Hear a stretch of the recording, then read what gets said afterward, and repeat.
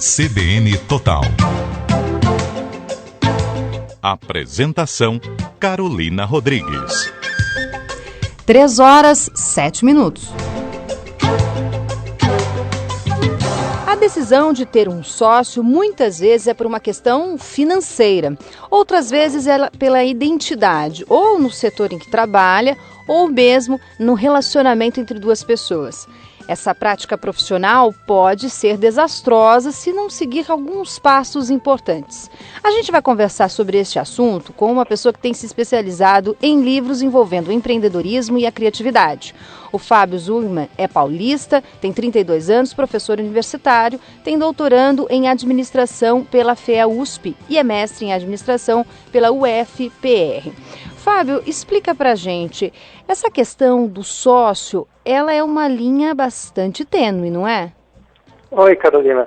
Como qualquer relacionamento, eu digo sempre assim, a sociedade ela é um relacionamento que envolve dinheiro, mas nós também temos que pensar em relacionamentos humanos, quer dizer, como um namoro, um casamento, família.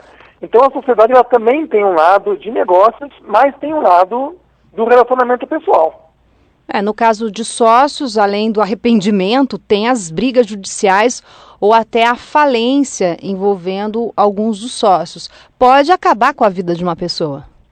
Isso é uma grande pena, porque a sociedade geralmente começa sempre com as melhores intenções.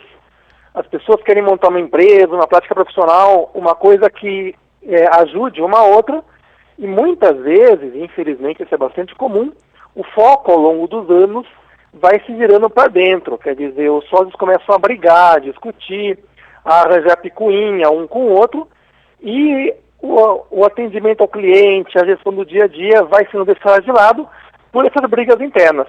E como você falou, isso pode levar a processos judiciais, até a falências, e se alastrar para outros lados da vida das pessoas, né? Qual que é o momento que se detecta, já com a parceria, com a sociedade, que algo pode ir para um rumo negativo?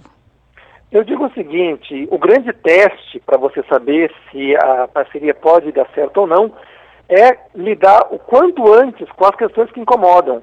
Eu sugiro até para você fazer isso antes de começar a sociedade. Então, antes de começar uma sociedade, senta com a pessoa na mesa e tenta tratar os piores assuntos possíveis. Ou seja, o que acontece se a empresa falir?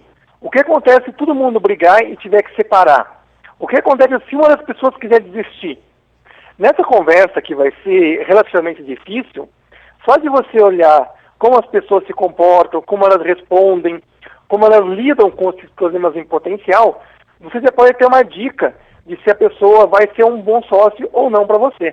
Por quê? Porque se a pessoa não pode nem discutir certos problemas, você já começa a ver, olha, essa pessoa se irrita, essa pessoa não gosta de falar sobre dinheiro, esse outro tem um temperamento meio difícil. Então você já começa a ver se um sócio é adequado ou não.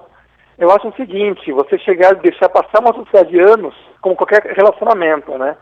Se você deixar muito tempo se arrastar o problema, para lá na frente você querer resolver, o problema só vai aumentar. Então a sociedade, quando ela for estabelecida, de preferência, você já deve ter testado o seu sócio para saber se ele é ou não bom para o seu caso. Fábio Zuckerman está falando com a gente sobre a questão dos sócios, né? Essas parcerias que podem dar muito errado, mas podem também ser de vitórias, apesar das dificuldades do dia a dia. Zuckerman, essa questão, por exemplo, dentro do dia a dia da rotina, das tarefas, né?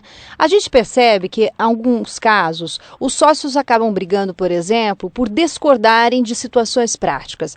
Vamos supor, a demissão ou não de um funcionário ou a promoção de outro, né? Muitas vezes, um funcionário tem uma identificação maior com alguém, e o outro acaba não concordando, ou até relacionamentos extra-trabalho. Como é que fica essa questão? É uma coisa simples, que muitas vezes acaba se atrapalhando. As pessoas são diferentes. Eu sempre digo o seguinte, você não quer um sócio que seja igual a você.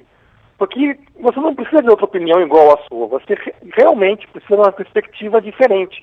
Você precisa de alguém com outras experiências, com uma outra visão, com habilidades que complementem aquelas suas. Qual que é o problema? Pessoas diferentes vão enxergar o mundo de formas diferentes. E isso acaba gerando atrito. como você falou, alguém pode se dar melhor com um certo funcionário, um sócio pode ser mais pragmático e num problema de dificuldade, pode querer mandar alguém embora, e o outro fala, não, peraí, vamos tentar preservar os empregos. Sempre vai ter esse tipo de divergência. Isso é saudável. É justamente para isso que serve uma boa parceria, uma boa sociedade. É para você ter pessoas diferentes que possam tratar os problemas de uma forma bem mais diversa, possam discutir, e aí sim chegar na melhor decisão. Se todo mundo pensasse igual, você não precisava ter uma sociedade. Agora, qual que é a questão? É muito mais fácil um relacionamento quando as pessoas pensam igual, tá certo? Agora, quanto mais igual elas pensam, menos elas se complementam. Então você sempre tem que ter uma diversidade, mas com uma boa comunicação. E é uma questão que muitas vezes as pessoas confundem. Então, eu quero ser sócio do meu amigo porque a pessoa é legal. Não, peraí, eu não preciso nem ser amigo do meu sócio. Eu posso simplesmente conversar com ele sobre assuntos profissionais, desde que haja uma boa comunicação, e não ser grande amigo dessa pessoa. Quer dizer, eu olho e falo, olha, peraí, para o meu negócio, para a minha empresa, essa pessoa me complementa.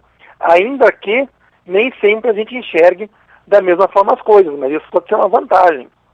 Muitas vezes o que as pessoas erram é levar para o lado pessoal e não se comunicar eficazmente com os seus sócios. Em geral, os sócios acabam cada um indo para um departamento da empresa e dividem as tarefas. É o caminho mais interessante? Olha, depende muito de empresa para empresa. Tem empresa que o pessoal decide que vai ter um sócio investidor e um sócio que vai trabalhar mais. Tem empresa que as pessoas resolvem meio que se dividir por afinidade. Se eu gosto de uma coisa a mais, eu vou trabalhar naquela coisa e vou deixar o meu outro sócio trabalhar em outra. Como qualquer relacionamento, o ideal é que as pessoas sintam que as suas contribuições estão equilibradas. Eu diria que não importa tanto assim aonde cada um trabalha, mas se existe na sociedade uma sensação de que a coisa está sendo justa. Então, isso não quer dizer que sempre tem que estar, digamos, eu tenho 2 sócios e cada um trabalha 50%. Se tiver 2 sócios e um trabalha mais, tem que se negociar de uma forma do cara que trabalha mais receber uma remuneração maior por isso. E da pessoa que trabalha menos, aceitar e falar, não, se eu trabalho menos, então tudo bem. O meu sócio que trabalha mais vai ganhar mais. O negociado nunca sai caro. Então, dependendo de empresa para empresa, você pode ter divisões diferentes de trabalho. A grande questão é os sócios sentirem que isso está tudo andando de uma forma justa.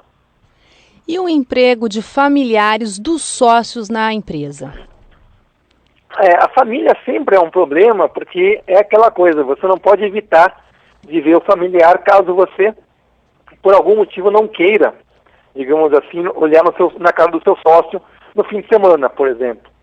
Então é muito comum em empresa familiar o pessoal acabar numa sexta-feira e ter que ver, se encontrar num evento familiar fim de semana e continuar a relação durante a semana. Quer dizer, a família já é um relacionamento intenso.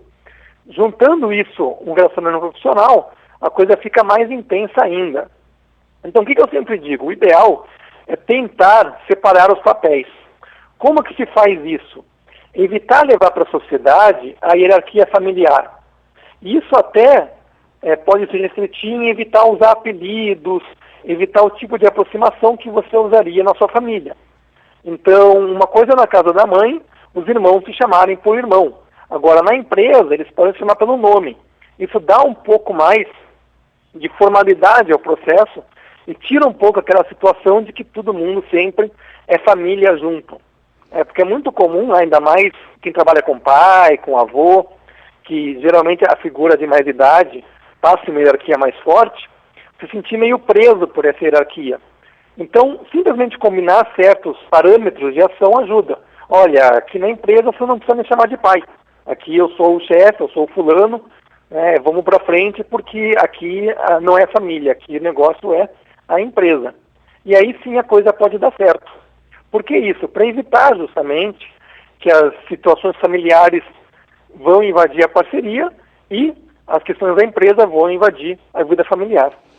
Porque para o sócio que emprega o pai, a mulher ou outro tipo de relacionamento familiar, é uma coisa. Agora, a gente também tem que observar o ponto de vista do outro sócio, né?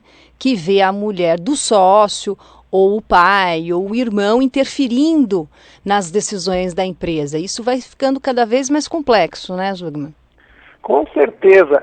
É aquela coisa, o combinado nunca sai caro. Por mais que seja desagradável trazer esses assuntos assim que eles surjam, eu acho que o importante é sempre tratar desse tipo de assunto com a maior abertura possível e o quanto antes possível. Então, se eu tenho um sócio, meu sócio fala, olha, eu tenho um primo que está desempregado, eu queria colocar ele aqui em tal cargo. Se eu estou incomodado com isso, eu falo desde o começo, olha, sócio, não acho legal ter família aqui por perto. Ou, não, vamos colocar a família aqui, mas com tal e tal regra. O grande problema é que as pessoas guardam isso para si, tem medo de, digamos assim, enfrentar o sócio, ou tem medo da reação do sócio, que vai ficar bravo, e acabam não colocando essas questões antes. Então, até para trazer a família, tem que ser combinado antes. Não adianta eu tentar evitar o confronto e deixar a coisa estourar daqui a alguns anos, quando a situação vai estar pior ainda, né? De fato. Quero agradecer pelo bate-papo, professor universitário, doutorando em administração, Fábio Zugman. Obrigada, viu? E que as parcerias por aí deem mais certo do que errado, né? Com certeza, Carolina, o prazer foi meu.